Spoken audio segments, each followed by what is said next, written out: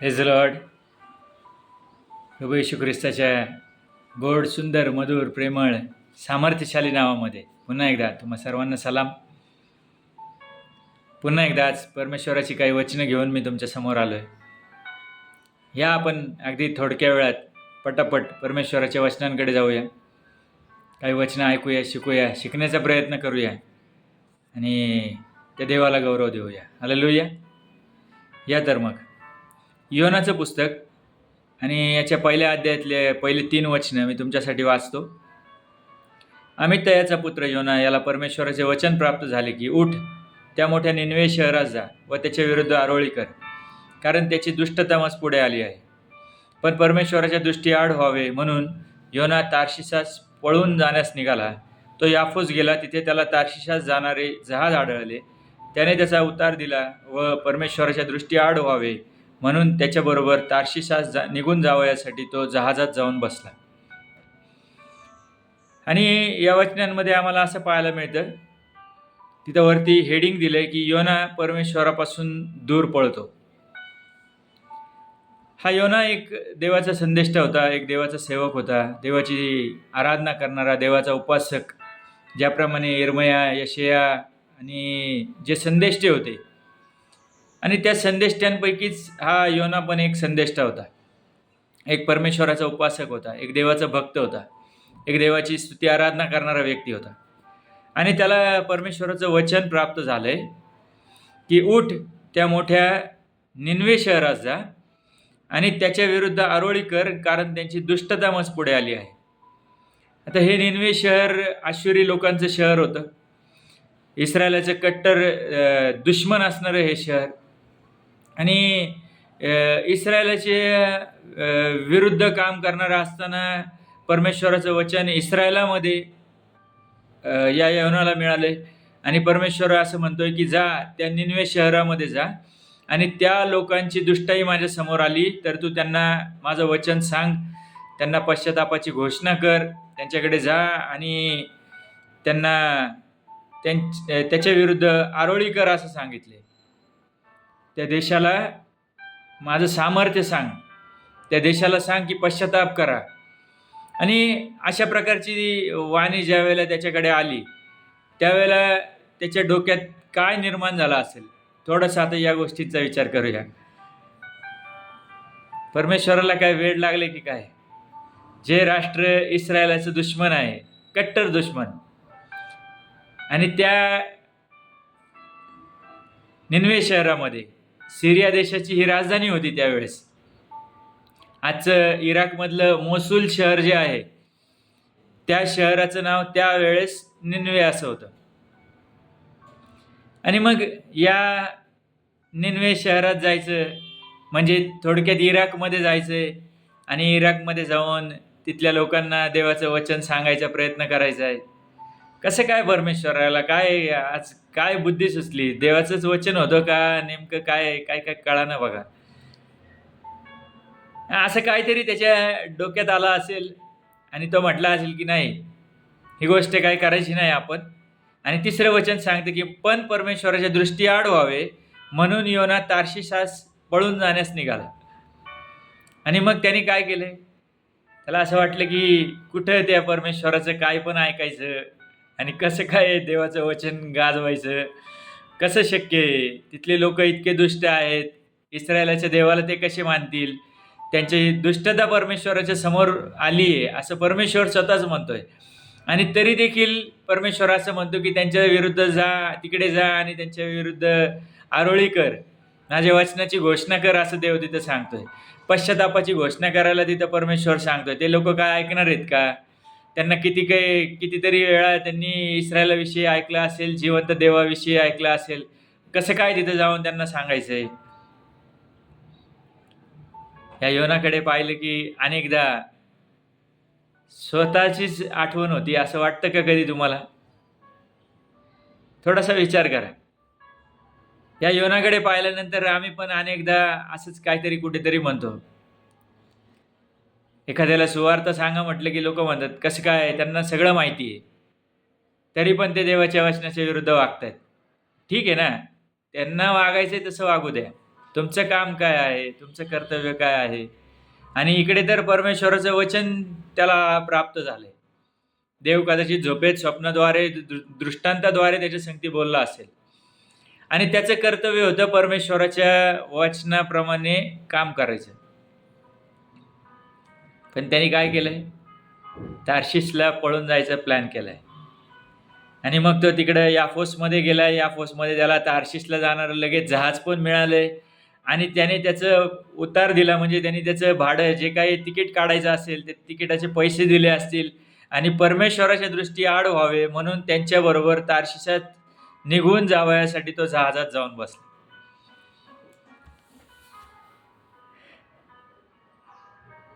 What is God willing to do? देवाला नेमकं काय करायचंय या योनाकडे पाहिल्यानंतर आम्हाला कळतं. बघा, या योनाच्या पुस्तकातून खूप काही शिकण्यासारखं आहे.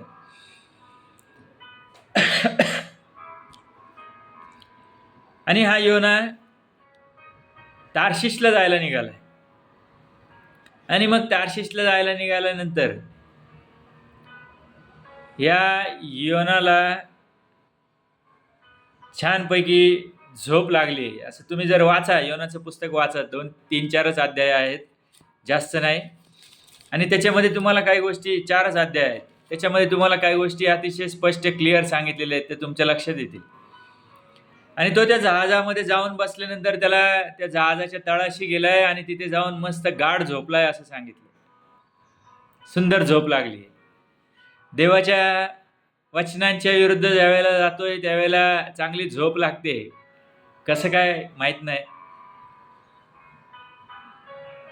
देवाच्या वचनांच्या विरुद्ध, देवाच्या आज्ञेच्या विरुद्ध ज्यावेळेस आम्ही कुठेतरी वागतोय त्यावेळेला अंतःकरणाला चुटपुट लागली पाहिजे, अंतःकरण डिस्टर्ब झालं पाहिजे. मी देवाच्या वचनांच्या विरुद्ध वागतोय ही एक गोष्ट समजली पाहिजे. आम्हाला अनेकदा ही गोष्ट लक्षात येत नाही. आम्ही विचार करायला शिकलं पाहिजे. आणि मग हा छान त्या समुद्राच्या तळाशी जाऊन मस्तपैकी झोपला होता. आणि असं म्हटले की God uses to awaken us from our spiritual indifference and disobedience. आणि मग देव त्याला जाग करण्यासाठी काय करतो बघा, 4थ्या वचनात सांगितलंय, तेव्हा परमेश्वराने समुद्रात प्रचंड वायू सोडला आणि समुद्रात असे मोठे तुफान झाले की जहाज फुटण्याच्या लागाच आले. खलाशी घाबरले व आपापल्या दैवतांचा धावा करू लागले. मग त्यांनी जहाज हलके करण्यासाठी त्यातील माल समुद्रात फेकून दिला. योना तर जहाजाच्या तळाशी जाऊन गाढ झोप घेत पडला होता.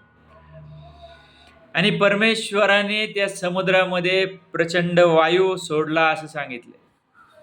आम्ही आज म्हणतो की इकडे टॉर्नेडो आलं, अमेरिकेमध्ये खूप मोठं वादळ आलं, ऑस्ट्रेलियात आलं आणि मोठ्या वादळांमुळे, हरिकेनमुळे अनेक ठिकाणी अनेक गोष्टी घडतात आणि सगळं ते शहर जलमय होऊन जातं आणि अनेक ठिकाणी पूर येतोय आणि ह्या सगळ्या ज्या काही गोष्टी घडतात या सगळ्यांवरती माझ्या परमेश्वराचं प्रभुत्व आहे हे आम्हाला बायबलच्या द्वारे लक्षात येतं. हालेलुया. कुठलीच गोष्ट ऑटोमॅटिक घडत नाही, कुठलीच गोष्ट सहज घडत नाही. प्रत्येक गोष्टीच्या पाठीमागे काही ना काहीतरी कारण आहे. आणि आज समजून घ्या, योना ज्या जहाजामध्ये बसलाय, ज्या जहाजामध्ये जाऊन तो छानपैकी झोपून गेलाय आणि त्या संदेष्ट्याला उठवण्यासाठी परमेश्वराने त्या समुद्रामध्ये वादळ निर्माण केले. हालेलुया. असं काही वादळ निर्माण झालं की आता ते जहाज फुटतं की काय असं वाटायला लागले. आणि ज्यावेळेस असं वाटायला लागलं त्यावेळेस त्याच्यावरचे जे खलाशी होते किंवा जो कॅप्टन असेल, ज्याच्या संगती असणारे जे तिथे सगळे नोकरवर्ग असेल, ते जहाज हाकारणारे जे लोक असतील, त्या सगळ्यांनी त्या जहाजात जो काही माल होता, जे काही सामान भरलं होतं, ते सगळं सामान त्यांनी समुद्रात फेकायला सुरुवात केली, जेणेकरून त्या सामानामुळं पाणी आतमध्ये आल्यामुळं ते जहाज फुटणार तरी नाही. आणि मग थोडासा विचार करायचा, असं म्हटलंय, God matches every move of Jonah with a counter move of correction. योनाची प्रत्येक जी योजना होती तिला काउंटर करण्यासाठी, तिला अडवण्यासाठी परमेश्वर त्याच संबंधाने काही गोष्टी त्याच्या संगती त्याच्या जीवनात करत होता, असं इथं म्हटलंय. काय केलं देवाने? प्रचंड वादळ निर्माण केले. झोपी गेलेल्या देवाच्या सेवकाला जागे करण्यासाठी वादळ आणि वारे देखील परमेश्वराला मदत करतात. हालेलुया. देव आमच्या जीवनामध्ये आम्हाला जाग करण्यासाठी वादळ आणि वारे निर्माण करतो. Not to destroy but to correct. Hallelujah. आम्हाला नष्ट करण्यासाठी नाही, आमचा नाश करण्यासाठी नाही, तर आम्हाला जाग करण्यासाठी. आणि असं म्हटलं गेलं की हा योना स्पिरिच्युअली आणि फिजिकली दोन्ही गोष्टीने तो देवापासून पळत होता आणि परमेश्वरापासून पळून जाण्याचा त्याचा प्लॅन. आणि त्याच्या प्लॅनमध्ये परमेश्वराने त्याला ज्या पद्धतीने त्या जहाजामध्ये असताना मोठं वादळ तिथे निर्माण झालंय आणि तो असं म्हणू की परमेश्वराने त्याला जागा करण्यासाठी निर्माण केलेली सगळी परिस्थिती. आणि या परिस्थितीमध्ये 6वं वचन असं सांगतं, तेव्हा जहाजाचा तांडेल त्याच्याजवळ येऊन म्हणाला, अरे झोप घेत काय पडलास, उठ, आपल्या देवाचा धावा करणं, जाणवतो देव आपल्याकडे लक्ष देईल, म्हणजे आपला नाश व्हावायचा नाही. आणि जहाजाचा कॅप्टन आलाय आणि म्हटला, अरे उठ, झोप घेत काय पडलास. आमच्या जीवनामध्ये आम्ही अनेकदा छान झोप घेत बसलेलो असतो आणि अचानक असं काही वादळ निर्माण होतं की त्या वादळामध्ये समजतच नाही नेमकं काय झालं, काय घडलं, कशामुळे हे सगळं घडलं, काय होत आहे जीवनामध्ये. अनेकदा अनेक गोष्टी समजत नाही. मी मागच्या वेळेस सांगितलं गरुडाच्या विषयी, ज्यावेळेस मी बोललो होतो गरुड पक्षाविषयी, आणि त्याच्यामध्ये मी सांगितलं होतं की आमच्या जीवनामध्ये अपडाऊन कशा प्रकारे येत आहेत. आणि अशी परिस्थिती या योनाच्या देखील जीवनामध्ये निर्माण झाली. Sometimes God has to shake us to awaken us. काही वेळा परमेश्वराला आम्हाला हलवावं लागतं आम्हाला जाग करण्यासाठी. आणि परमेश्वर ज्यावेळेस हलवतो ना, त्यावेळेला ते सर्वसामान्य मनुष्यासारखं हलवणं नसतं. एखादा व्यक्ती झोपलाय आणि त्याला जाऊन जाग करणं सोपं आहे. त्याला जाऊन तुम्ही हलवू शकता, त्याचा हात धरून त्याला उठवू शकता. पण ज्यावेळेस झोपी गेलेल्या आध्यात्मिक रीतीने झोपी गेलेल्या व्यक्तीला ज्यावेळेस जागा करायचं असतं परमेश्वराला, ज्यावेळेला त्या व्यक्तीला त्याला परत आणायचंय. ज्याला सोडून द्यायचं त्याच्याबद्दल काय घेणं देणं नाही परमेश्वराला. जे नाशासाठी राखून ठेवले ते नाशाकडेच जातील, नाशामध्येच जातील. परंतु ज्यांचं परमेश्वराला तारण करायचं, ज्यांना वाचवायचंय, ज्यांना परमेश्वराला त्याच्या स्वर्गीय राज्यात ते लोक पाहिजेलेत, अशा लोकांसाठी परमेश्वर ज्यावेळेला त्यांना जागा करायला जातो ना, त्यावेळेला तो भयानक प्रकारची वादळ निर्माण करतो. हे आम्हाला या घटनेवरून पाहायला मिळतं. आणि जर तुम्ही बायबलमध्ये पाहिलं तर इस्रायल लोक मिसर देशामध्ये गुलामगिरी करत असताना त्यांच्या जीवनामध्ये परमेश्वर म्हटलं की मी तुम्हाला आशीर्वादित करतो, आणि मिसर देशातून भयानक असे चिन्ह चमत्कार तिथं करून परमेश्वराने त्यांना बाहेर काढलं. आणि देव त्यांना म्हटलं की मी तुम्हाला आशीर्वादित देशामध्ये घेऊन जातो, दुधामधाच्या देशामध्ये मी तुम्हाला घेऊन जातो. आणि त्या देशात जाण्याऐवजी त्यांनी कुरकुर करायला सुरुवात केली. कधी मोशे संगती भांडतायत, कधी देवाच्या विरुद्ध कुरकुर करतायत, कधी त्यांना मांस आणि मटण आणि मासे या सगळ्याची आठवण येते, तर कधी ते पाण्यासाठी भांडणं करतायत, देवाच्या विरुद्ध कुरकुर करतायत. मोशेला म्हणतायत आम्ही काय इथं, आम्हाला या रानामध्ये काय मरायला घेऊन आलाय का. आणि अशा अनेक गोष्टी तुम्ही वाचा मोशेच्या सगळ्या पुस्तकांमध्ये, 5 पुस्तकांमध्ये तुम्हाला त्या सगळ्या गोष्टी सापडतील. निर्गम आणि गन्नामध्ये अनेक गोष्टी लिहिलेल्या आहेत. आणि ते लोक देवाच्या विरुद्ध सातत्याने कुरकुर देवाच्या वचनाच्या विरुद्ध वागायचं, देवाच्या आज्ञा मोडायचं काम ते सातत्याने करत होते. आणि 40 वर्ष त्यांना फिरावं लागले. असं म्हणतात जो प्रवास 11 दिवसांचा होता फक्त. त्या प्रवासासाठी त्यांना 40 वर्ष फिरावं लागले. सॅमसनकडे पाहिलं तर सॅमसनच्या जीवनामध्ये परमेश्वराने त्याला आशीर्वादित केलं, पण ज्या दलीलाच्या पाठीमागे तो लागलाय, देवाच्या वचनाच्या विरुद्ध वागलाय आणि देवाच्या वचनाच्या विरुद्ध वागून देवाने सांगितलेली आज्ञा त्यांनी मोडली आणि त्या आज्ञेचा परिणाम असा झाला की त्याला डोळे गमवावे लागलेत. गाढवाप्रमाणे त्याला, कोलूच्या बैलाप्रमाणे त्याला ती चक्की पिसावी लागत होती आणि अशा अवस्थेमध्येच त्याला मरण आलंय. देवाच्या आज्ञा मोडल्यानंतरचे होणारे परिणाम, ठीक आहे, काही उदाहरणं सोडली तर काही लोक त्याच्यामध्ये मरण पावलेत, त्यांनी पश्चाताप केला नाही कदाचित. पण आम्हाला आज इथे पाहायचंय की योनाच्या जीवनामध्ये परमेश्वराने एक प्रचंड मोठं वादळ निर्माण केलंय. त्या जहाजामध्ये तो झोपलेला असताना आणि एक मोठं वादळ त्याच्या जीवनात आलं. तुम्ही जर पाहिलं तर दाविदाच्या जीवनात देखील असंच एक भयंकर वादळ आलं. त्यांनी बेतशेबी संगती पाप केलं आणि बेतशेबी संगती पाप केल्यानंतर त्यांनी तिच्या नवऱ्याला देखील युद्धभूमीवरती मारून टाकण्याचा आदेश काढला आणि तो मेल्यानंतर त्यांनी बेतशेबेला आपल्या घरात आणून ठेवलं आणि दाविदापासून तिला लेकरू झालंय आणि पुढचं वर्षभर विदाऊट रिपेंटन्स, म्हणजे विदाऊट पश्चाताप करता तो जगत होता. आणि ज्यावेळेस तिला लेकरू झालंय आणि त्यावेळेस नाथान संदेष्टा तिथं आलाय आणि नाथान संदेष्टाने दाविदाला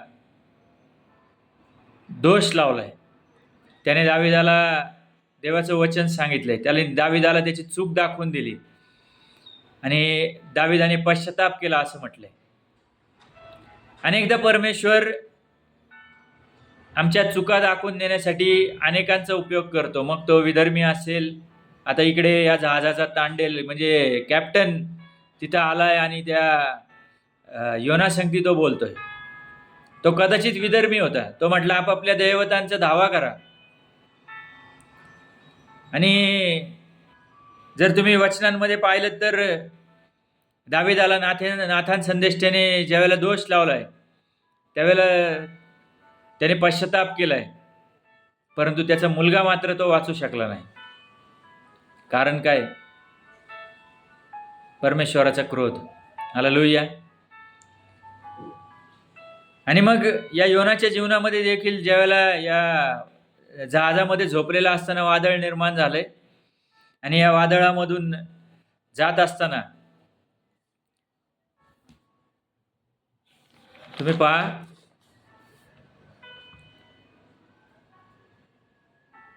त्या लोकांनी असा विचार केला की हे संकट आपल्यावरती कोणामुळे ओढवलं गेलंय. पुढच्या वचनामध्ये जर वाचलं तुम्ही तर तुमच्या लक्षात येईल. आणि कोणामुळे हे संकट आपल्यामुळे आलंय असं त्या बाकीच्या लोकांनी विचार केला आणि त्यांनी विचार करून ते म्हटले की आपण चिठ्ठ्या टाकू, म्हणजे ज्याचं नाव निघेल त्या व्यक्तीमुळं आपल्यावरती संकट ओढवलंय असा त्याचा अर्थ होईल. आणि त्या लोकांनी चिठ्ठ्या टाकल्या आणि चिठ्ठ्या टाकल्यानंतर योनाचं नाव निघालं आणि योनाचं नाव निघाल्यानंतर त्यांनी त्याला विचारायला सुरुवात केली. 8व्या वचनात सांगितले, त्यांनी त्याला विचारले कोणामुळे हे संकट आम्हावर आले सांग, तुझा धंदा काय, तू आलास कुठून, तुझा देश कोणता, तू कोणत्या लोकांपैकी आहेस. Praise the Lord. आणि मग तो सांगतो मी इब्री आहे, ज्या स्वर्गीच्या देवाने समुद्र व कोरडी भूमी निर्माण केली त्या परमेश्वराचा मी उपासक आहे. हालेलुया.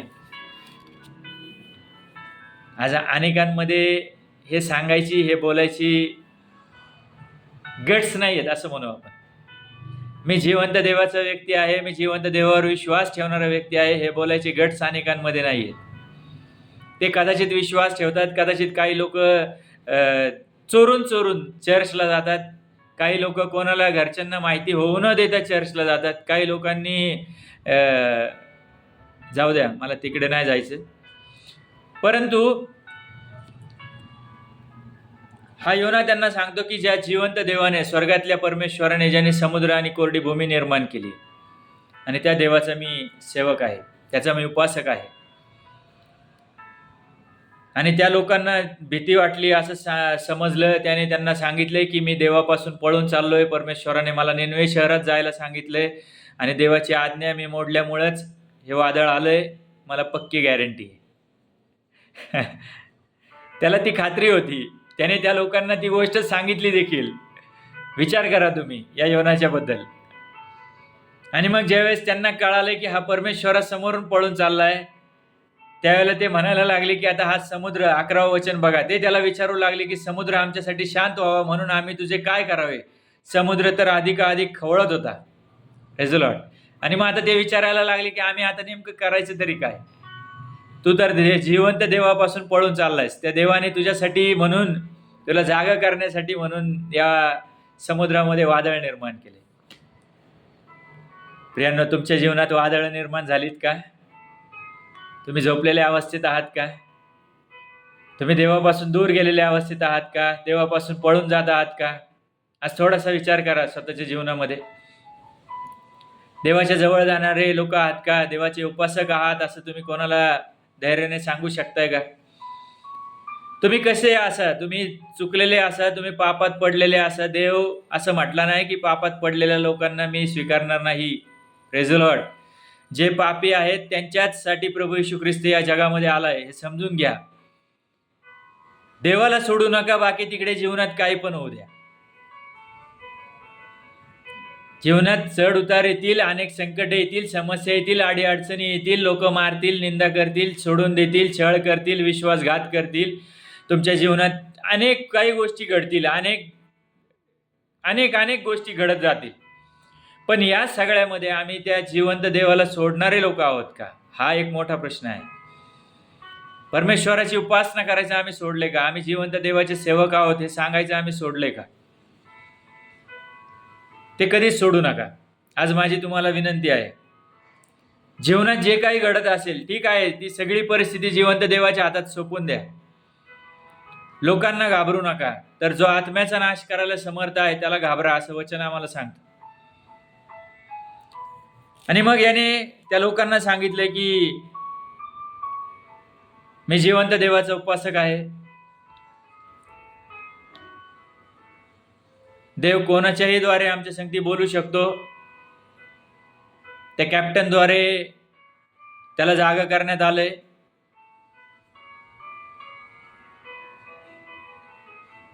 आणि परमेश्वराला आमचा खोटेपणा देखील माहीत आहे, आमचं पाप त्याला माहीत आहे, आमच्या जीवनातली प्रत्येक परिस्थिती त्याला माहीत आहे.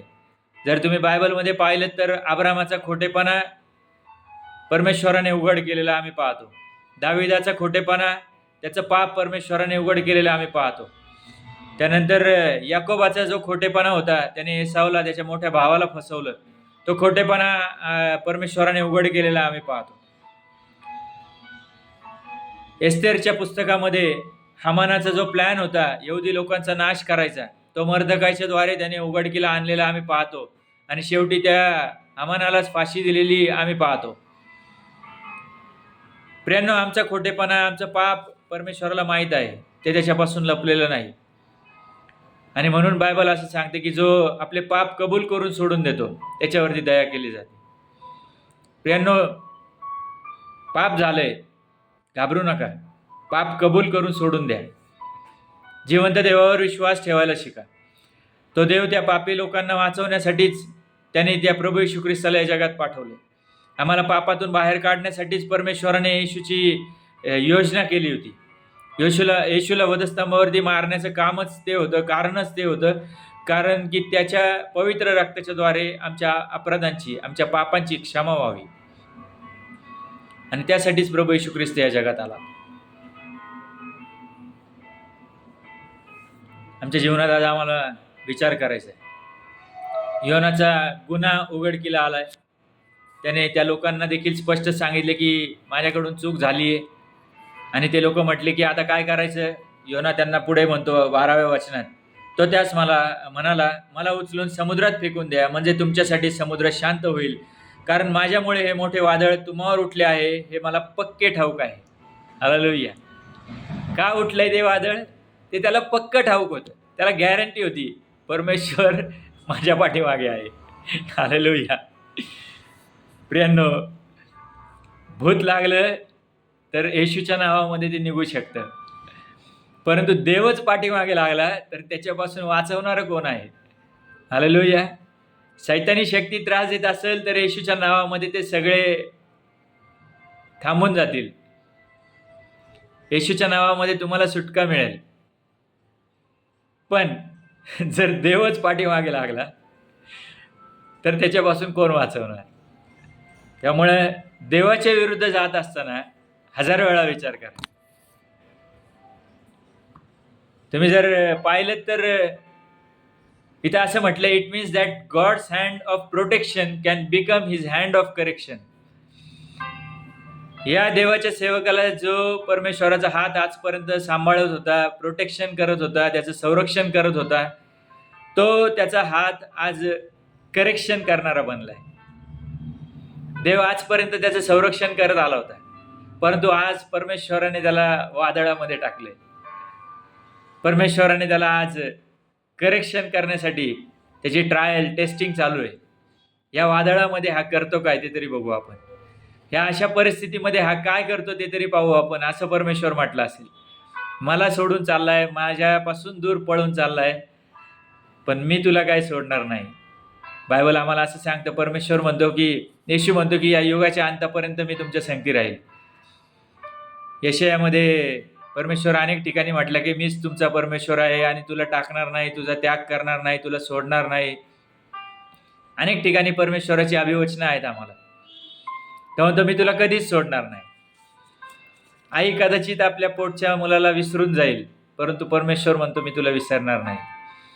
मी तुला तळ हातावरच्या फोडाप्रमाणे जपतो, डोळ्यातल्या बुबुळाप्रमाणे मी तुझं संरक्षण करतो, असं तो परमेश्वर म्हणतो.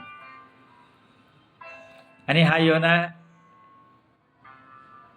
त्या देवाच्या दृष्टीपुढून पळण्यासाठी निघालाय.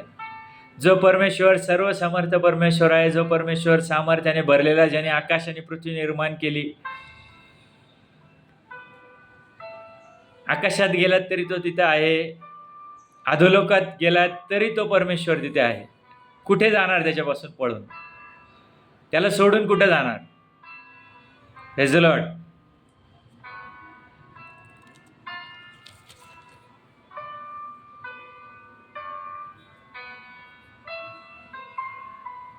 करेक्शन चालू आहे. योनाच्या जीवनामध्ये करेक्शन चालू आहे. इस्रायल लोकांच्या जीवनामध्ये 40 वर्ष करेक्शन चालू होतं की आता तरी यांनी बदलावं, आता तरी कुरकुर थांबवावी, आता तरी त्यांनी माझ्या विरुद्ध, परमेश्वराविरुद्ध, मोशे विरुद्ध आणि माझ्या विरुद्ध कुरकुर करणं थांबवावं. पण त्या लोकांनी तसं केलं नाही आणि ती संपूर्ण पिढी त्या रानामध्ये नष्ट झाली असं म्हटलं गेले. त्याच्यानंतर पाहिलं तर मोशे विरुद्ध त्याची बहीण मिर्यामच त्याच्यावरती उठली. ती म्हणायला लागली की देव तुझ्या एकट्या संगतीच बोलतो की काय? आम्हाला काय परमेश्वर माहित नाही असं तुला वाटतं का? आणि प्रियांनो, तिला देखील कोड फुटलेले आम्ही पाहतो. आणि मग परत मोशेला जाऊन तिच्यासाठी मध्यस्थी करावी लागली. मोशेने प्रार्थना केली आणि मग ती बरी झाली वगैरे असे.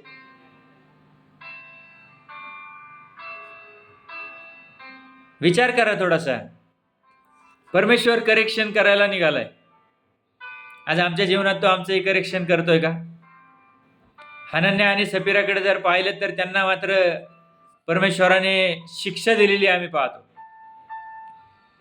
त्यांना कोणी सांगितलं नव्हतं की तुमची संपत्ती विकून तुम्ही चर्चमध्ये आणून द्या म्हणून, पण त्यांनी ती संपत्ती विकली आणि त्यातला अर्धा वाटा स्वतःसाठी राखून ठेवलाय आणि चर्चमध्ये येऊन सांगितले की आम्ही आमचं सगळं काही जे आहे ते तुम्हाला आणून दिलंय. देवाच्या समोर खोटं बोलतायत, देवाच्या वचनाच्या विरुद्ध वागतायत, देवाची आज्ञा मोडतायत. देवासंगती खोटेपणा करत असाल तर परमेश्वर सोडत नाही.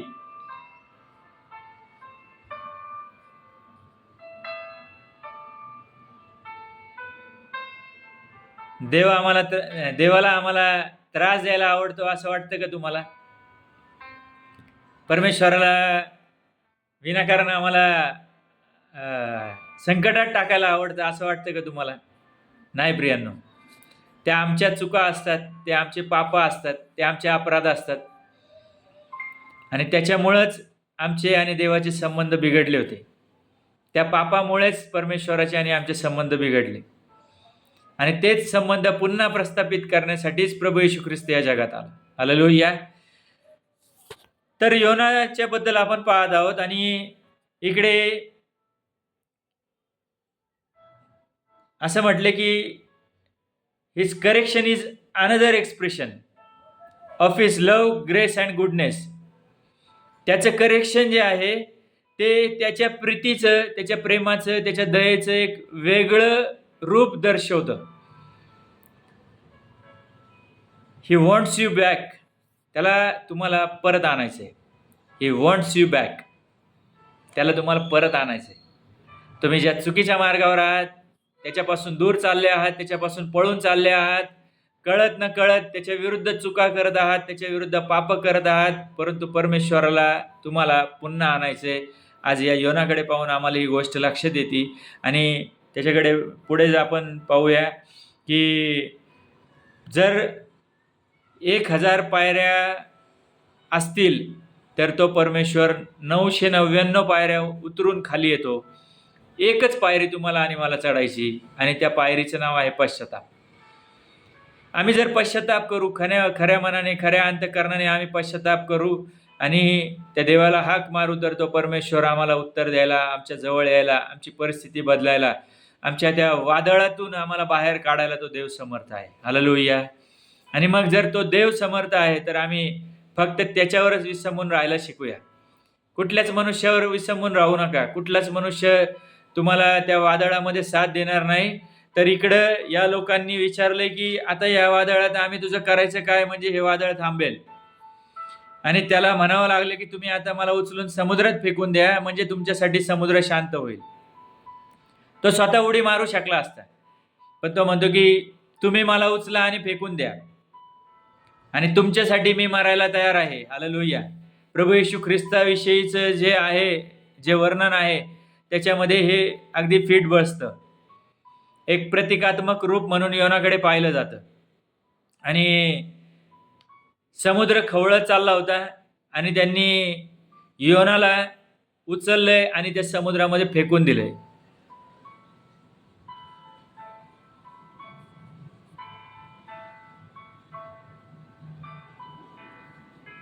त्या वादळाला शांत होण्यासाठी, त्या सगळ्या जहाजावरच्या लोकांना वाचवण्यासाठी योना स्वतःचा जीव द्यायला तयार झालाय आणि येशूचं प्रतिकात्मक रूप म्हणून आम्ही योनाकडे पाहू शकतो. पण परमेश्वराची योजना त्याच्या पुढे वेगळीच होती. आणि काय केलंय परमेश्वराने?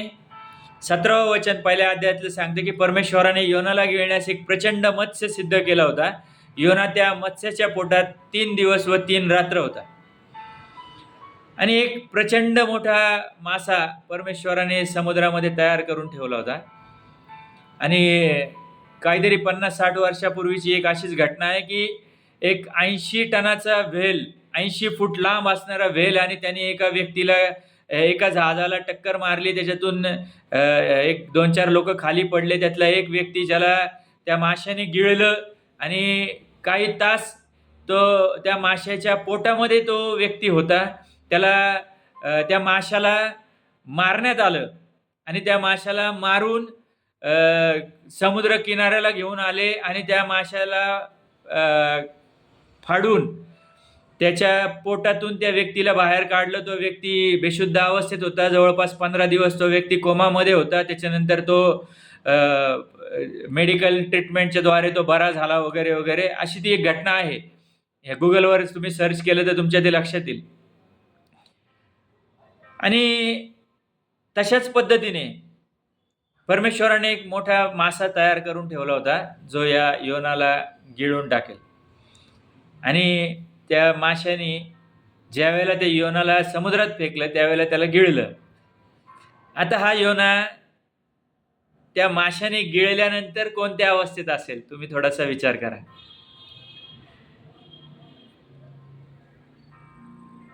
मासा, आम्ही सगळेजण मासे खातो नाही का?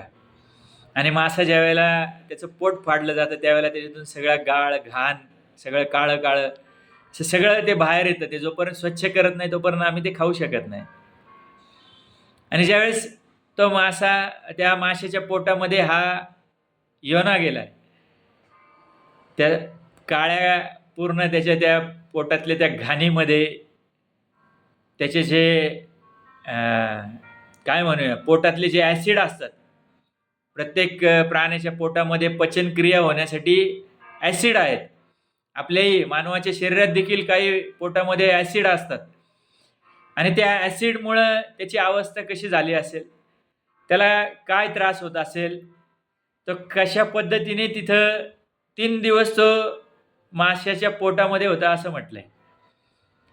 आणि ज्यावेळेस तो त्या माशाच्या पोटात गेला त्यावेळेस त्याने प्रार्थना केली असं दुसऱ्या अध्यायामधलं पहिलं वचन सांगतं. जहाजामध्ये छान झोप लागली होती, मस्त देवाच्या दृष्टीपुढून पळून चाललो होतो तोपर्यंत बरं वाटत होतं. देवाला काय कळतंय मी कुठं चाललोय. देवाने निनवेला जायला सांगितलंय, हा तार्शिसला जायला निघालाय. देव सार्वकालिक जीवनाकडे घेऊन जायला निघालाय, आम्ही मात्र अधोलोकाकडे निघालोय. अशी लिटरली आज आमची अवस्था आहे. थोडासा आज विचार करायचा प्रियांनो आम्हाला. आणि मग ज्या वेळेला जीवनामध्ये वादळ निर्माण होत आहेत आणि मग प्रार्थना करायला सुरुवात करतोय, हालेलुया.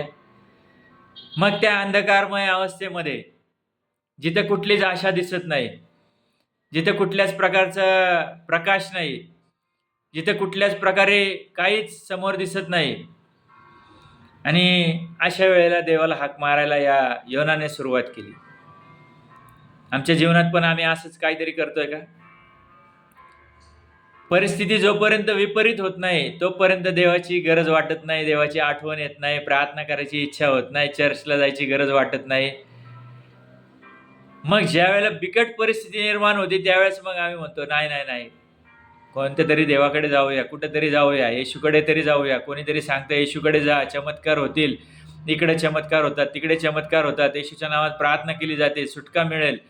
आणि मग त्यावेळेला कुठेतरी डोक्यात ट्यूब पेटायला सुरुवात होती. तोपर्यंत सगळं चाललंय तसंच चालू द्यायचं.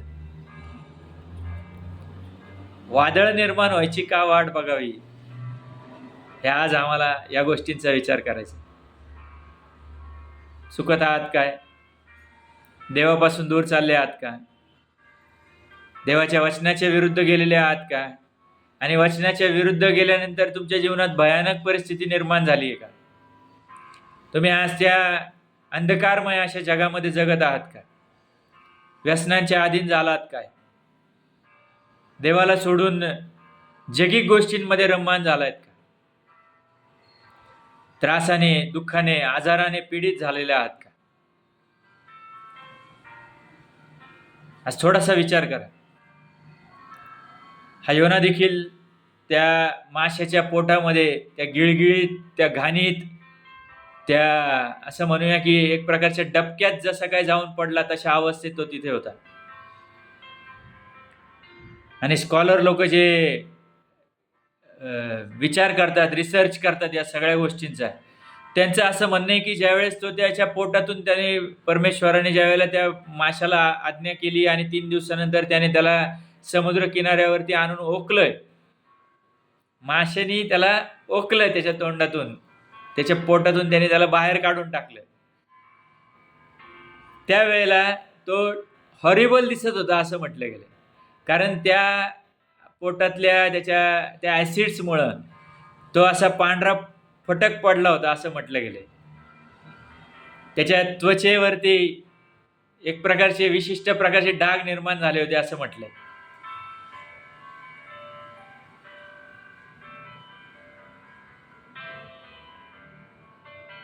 कुठेतरी परमेश्वर शिक्षा देणारच ना. त्याच्या वचनांच्या विरुद्ध गेल्यानंतर शिक्षा ही कोणालाच चुकलेली नाही. पण त्याच्यामध्ये त्याचा नाश झाला नाही, हे एक त्याच्यासाठी कृपादान होतं. हालेलुया. हीच एक आज मोठी गोष्ट आमच्या लक्षात आम्हाला घ्यायची. त्याने त्या माशाच्या पोटातून प्रार्थना केली असं म्हटलंय. आणि पूर्ण 2रा अध्याय तुम्ही वाचा आणि परमेश्वराला तो काय म्हटला काय नाही तिथं सगळं सांगितलेलं आहे. त्याने देवाकडे आरोळी मारली, त्याने देवाला हाक मारली, देवा मी चुकलो, मला क्षमा कर, मी पश्चाताप करतो, तू जे म्हणशील तेच मी करतो, असं काहीतरी त्यांनी प्रार्थना केली असेल त्याच्या भाषेमध्ये.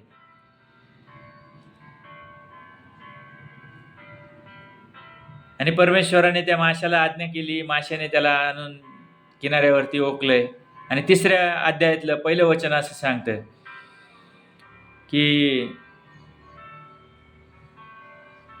परमेश्वराचे वचन दुसऱ्याने योनाला प्राप्त झाले. त्याच्यावरती असणारी परमेश्वराची कृपा बघा, ग्रेस अँड वॉर्निंग असं म्हटले. कृपा कारण दुसऱ्यांदा परत देव त्याच्या संगती बोललाय. हालेलुया. तो देव प्रेमळ आहे, तो सामर्थ्याने भरलेला परमेश्वर, अतिशय मंद क्रोध, दयामय. त्याच्यासारखी दया, त्याच्या इतकी प्रीती, त्याच्या इतकी ममता कोणाकडेच आम्हाला मिळणार नाही. कितीही जी तुमच्या जवळचे असू द्यात, तुमचे आई वडील असू द्यात, तुमची पत्नी असू द्या, तुमचे पती असू द्यात, तुमची लेकरं असू द्यात, ती प्रीती, ती माया, ती ममता तुम्हाला त्या जिवंत देवाशिवाय कुठेच मिळणार नाही. हालेलुया. आणि त्या परमेश्वराने या योनाला पुन्हा एकदा वचन दिलंय. तो म्हटला, उठ, त्या मोठ्या निनवे शहरात जा व मी तुला सांगेन तो संदेश त्यास आरोळी करून सांग. मी जे काही तुला सांगतो ते तू त्या लोकांना जाऊन सांग. वॉर्निंग होती, कारण देवाचा संकल्प बदललेला नव्हता. निनवे शहराला वाचवण्याचा परमेश्वराचा संकल्प बदलला नव्हता. ते शहर जरी दुष्ट होतं, त्याची दुष्टाई जरी देवाच्या समोर आली होती, तरी देव त्यांना पश्चातापाची एक संधी देत होता. आणि म्हणून परमेश्वराने योनाला उपयोगात आणले. त्याने त्याला त्या माशाच्या पोटातून बाहेर काढलं. आणि परत एकदा देव त्याला म्हणतो, तू त्या निनवे शहरामध्ये जा, तिकडे जा, मी जे काही तुला सांगतो ते तू त्यांना सांग. प्रियांनो, हा योना गेलाय, त्या देशामध्ये जाऊन त्याने आरोळी मारली, त्याने परमेश्वराचा संदेश त्या लोकांना सांगितला. आणि जर तुम्ही पाहिलं तर 3ऱ्या अध्यायामध्ये 5व्या वचनामध्ये, तेव्हा निनवेतील लोकांनी देवावर श्रद्धा ठेवली, त्यांनी उपवास नेमला आणि श्रेष्ठापासून कनिष्ठापर्यंत सर्व गोंताट नेसले. निनवेच्या राजास हे वर्तमान समजले, तेव्हा तो आपल्या आसनावरून उठला व आपल्या अंगातला झगा काढून गोंताट नेसून राखेत बसला. त्याने जाहीरनामा काढून आपला व सरदारांचा असा ठराव निनवेभर प्रसिद्ध केला की कोणी माणसाने, पशूने, गुराढोरांनी व शेरडा मेंढरांनी काही चाखू नये, खाऊ नये, पाणी पिऊ नये, तर मनुष्याने व पशूने गोंताट नेसावे, देवाचा मोठ्याने धावा करावा आणि प्रत्येकाने आपल्या कुमार्गापासून, आपल्या हातच्या जुलमापासून मागे फिरावे.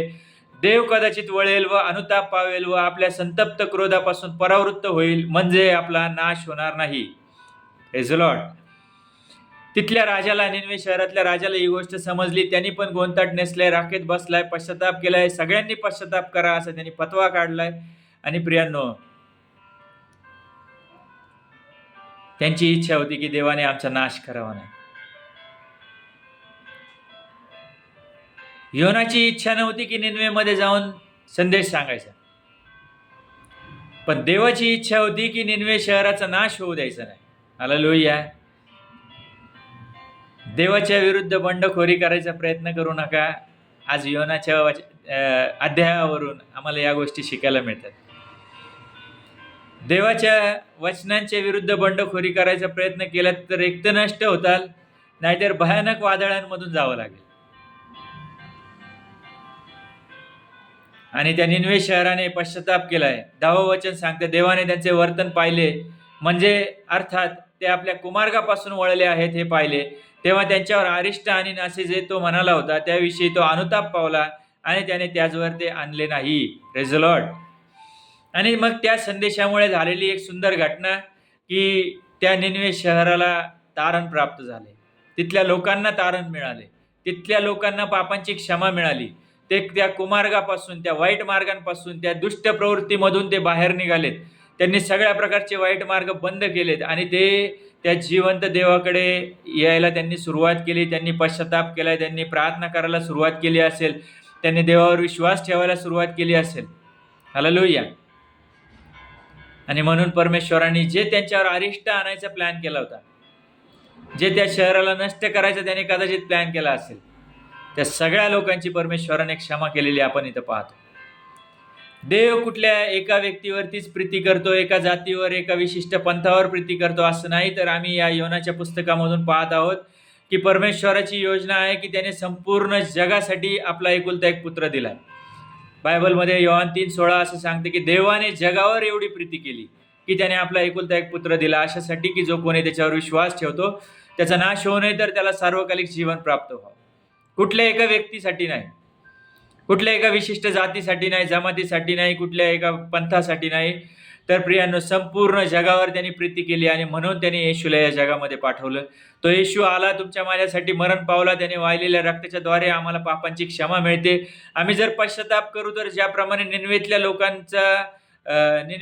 लोकांवरती अरिष्ट येण्यापासून वाचलंय किंवा त्यांचं जे तारण झालंय, त्यांना जी पापांची क्षमा मिळाली, तीच क्षमा तुम्हाला आणि मला देखील आज मिळू शकते. जर आम्ही ते आमचे अपराध सोडून देऊ, आम्ही त्या पापामधून बाहेर पडू, आम्ही जर देवावर विश्वास ठेवू, पश्चाताप करू, खऱ्या मनाने, खऱ्या अंतःकरणाने आम्ही देवाच्या जवळ जाण्याचा प्रयत्न करू, तर तो देव आज पुन्हा एकदा आम्हाला त्याच्या कवेत घ्यायला तयार आहे. पुन्हा एकदा तो आम्हाला मिठी मारायला, आमच्या संगतीचे संबंध प्रस्थापित करायला तो तयार आहे. पण आज आमची तयारी आहे का? आज हा मोठा प्रश्न आहे. आणि मग जर तुम्ही पुढे पाहिलं तर 3ऱ्या अध्यायामध्ये 4थ्या अध्यायामध्ये जर तुम्ही पाहिलं तर परमेश्वराने जे केलं त्याचा योनाला राग आलाय वगैरे असं तिथं सांगितलंय. आणि योना म्हणतो की मला माहित होतं परमेश्वरा, बघा 2रं वचन तिथं असं सांगते की तो परमेश्वराला विनंती करू लागला की हे परमेश्वरा, मी आपल्या देशात होतो तेव्हा हे माझे म्हणणे होते की नाही, म्हणूनच मी तार्शिशास पळून जाण्याची त्वरा केली. मला ठाऊक होते की तू कृपाळू, कनवाळू, मंद क्रोध, दयासंपन्न, अरिष्ट आणल्याबद्दल अनुताप करून घेणारा असा देव आहेस. तो म्हणतो की मला माहित होतं तू दयाळू आहेस, तू कृपाळू आहेस, तू मंद क्रोध आहेस. त्या शहरावरती जर अरिष्ट आणलं तर तुलाच वाईट वाटेल, तुलाच पश्चाताप होईल आणि तू तसं काही त्या लोकांच्या बाबतीमध्ये करणार नाहीस, हे मला माहित होतं. आणि म्हणूनच मी इकडे येण्याऐवजी मी त्या तार्शिसला पळून चाललो होतो. आणि मग जर तुम्ही 11व्या वचनामध्ये पाहिलं तर उजव्या डाव्या हाताचा भेद ज्यास कळत नाही अशी 1,20,000हून अधिक माणसे व पुष्कळशी गुरेढोरे ज्या मोठ्या निनवे शहरात आहेत त्यांची मी पर्वा करू नये काय, असं परमेश्वर म्हणतो. म्हणजे सुमारे 1,20,000 लोकांचं तारण तिथे झालेलं आम्ही पाहत आहोत. एक मोठं रिवायवल, प्रेज द लॉर्ड, एक मोठं रिवायवल त्या शहरामध्ये आलेलं आम्ही पाहत आहोत. आणि त्याला कारण कोण ठरलंय? तर योना. आज तोच परमेश्वर तुम्हाला आणि मला देखील अशाच प्रकारचं रिवायवल आणण्यासाठी उपयोगात आणू शकतो. आम्ही तयारी करत आहोत का, की आम्ही योनाप्रमाणे पळून चाललेलो आहोत? आम्ही देवाची कृपा पाहत आहोत का आम्ही देवाच्या क्रोधाला बळी पडलेले लोक आहोत? आज आम्हाला आमच्या जीवनात विचार करायचा आहे. योनाप्रमाणे आम्ही देवाने सांगितलेली जबाबदारी स्वीकारायला तयार आहोत का आम्ही त्याची जबाबदारी झटकून आम्ही देवापासून दूर पळायला लागलेलो आहोत? आज आम्हाला आमच्या जीवनात विचार करायचा आहे. देवाने त्या निनवे शहरावरती प्रेमच केले, प्रीतीच केली. Praise the Lord. आजही तो देव तुमच्यावर, माझ्यावर आणि आम्ही ज्या भागात राहत आहोत, ज्या शहरात, ज्या देशात राहत आहोत त्या देशावरती तो प्रीतीच करतो. आणि मी सुरुवातीलाच म्हटलं त्याप्रमाणे की आम्ही अनेकदा असं म्हणतो की त्यांना येशू माहिती आहे, त्यांना काय सांगायचंय. प्रियांनो, आमचं काम आहे की आम्ही सांगत राहावं. प्रभू येशू ख्रिस्त म्हटलं, जा आणि संपूर्ण जगाला सुवार्तेची घोषणा करा. आणि मग आमचं कर्तव्य आहे की आम्ही संपूर्ण जगाला जाऊन सुवार्तेची घोषणाच करायची.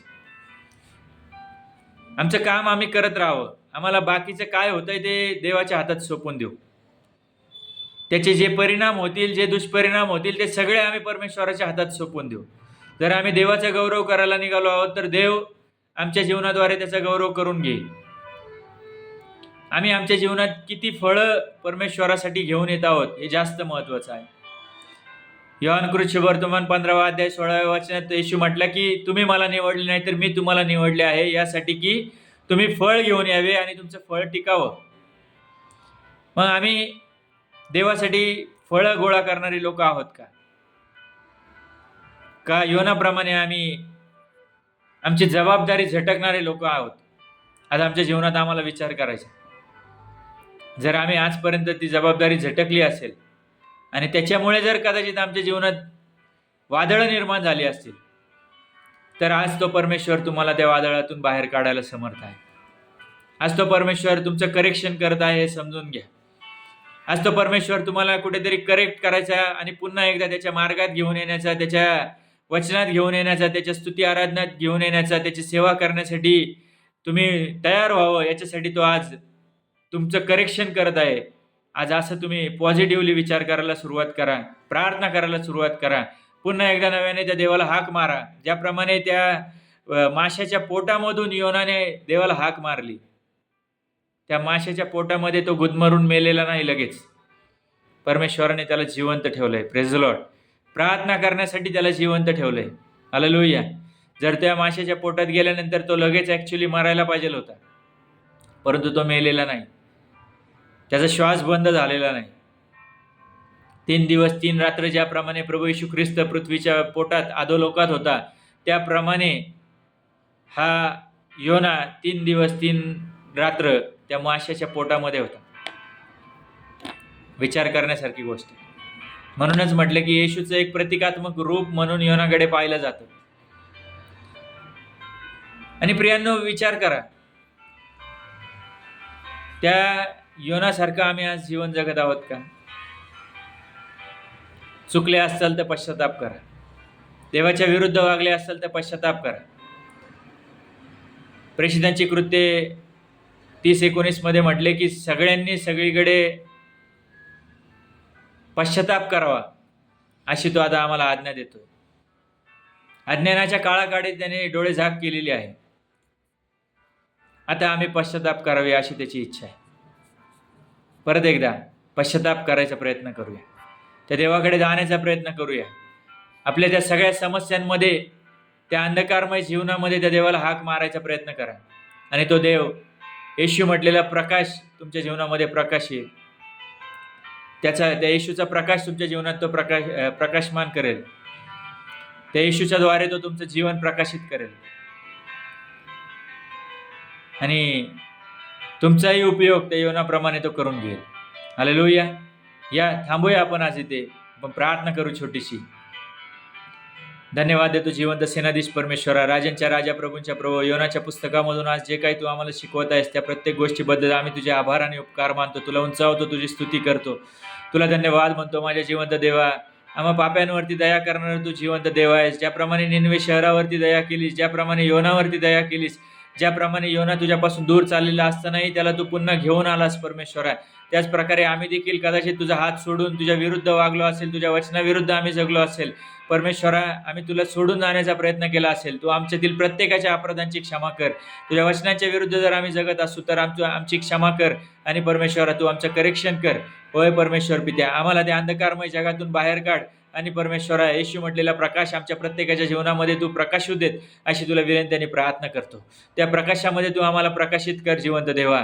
आणि परमेश्वरा आमच्या जीवनामध्ये तू आम्हाला त्या जीवनाकडे घेऊन चल, जे जीवन प्रभू येशू ख्रिस्ताच्या पवित्र रक्ताच्या द्वारे आम्हाला मिळणार आहे. त्या सार्वकालिक जीवनाकडे आमचं लक्ष लागलेलं असू देत. आम्ही जगिक गोष्टींकडे लक्ष देण्यापेक्षा आम्हाला तुझ्याकडे लक्ष देता येऊ देत.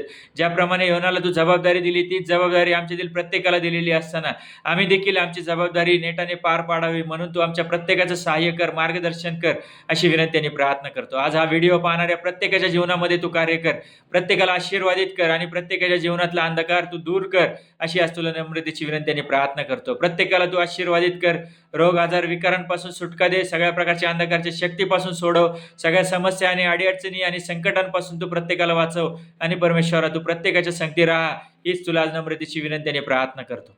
आजपर्यंत सांभाळलंस, तुझे आभार आणि उपकार मानतो. इथून पुढचा वेळ तुझ्या हातात सोपवून देत प्रभू येशू ख्रिस्ताच्या नावात मागतो म्हणून तो ऐक पित्या. Amen amen. Praise the Lord. काळजी घ्या.